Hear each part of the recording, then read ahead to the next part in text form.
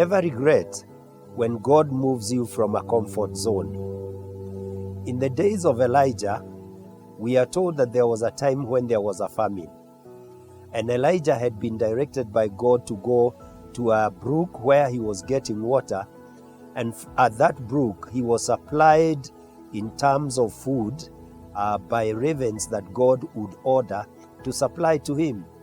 Where were the ravens getting food in a time of drought and famine? I think God had ensured that the ravens could go to the palace and get food. Why do I say the palace? Because in the first book of Kings, chapter 18 and verse 19, the Bible tells us later, this is much later, we learn that that Jezebel was feeding 450 prophets of Baal and 400 prophets of Asherah. That's 950 people. Consequently, I imagine the food was served outside in the open, and there must have been abundance of it for all the 950 people. 850 people. And the ravens must have been taking the meat from there. So Elijah had water to drink, nyama choma perhaps, that is to say roast meat for those that may not understand Swahili. And also he was getting bread. And so this became a comfort, zone.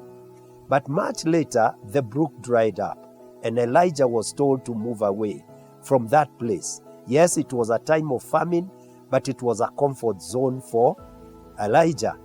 And he was told, if you read the instructions, God told him to go to the widow of Zarephath because God had commanded the widow to feed him.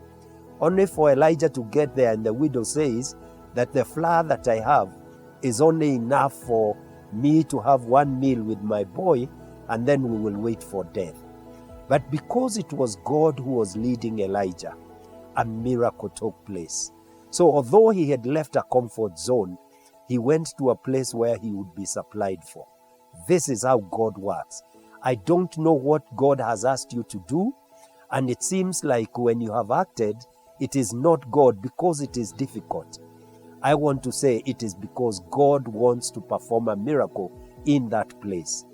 But even more importantly, when you read chapter 19, you will find that actually at that time that perhaps God was telling Elijah to move, Ahab had commanded Obadiah and many other people to go around the brooks, the water places, so that they can find enough grass for their horses and other animals.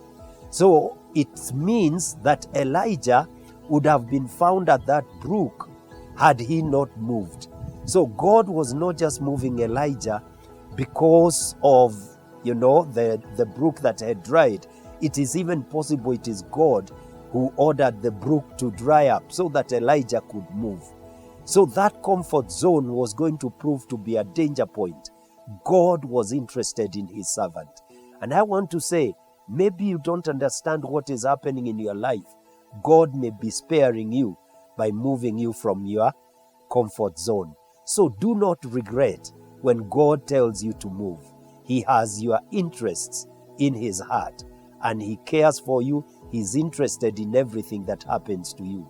May the Lord bless you as you think about what I have just said.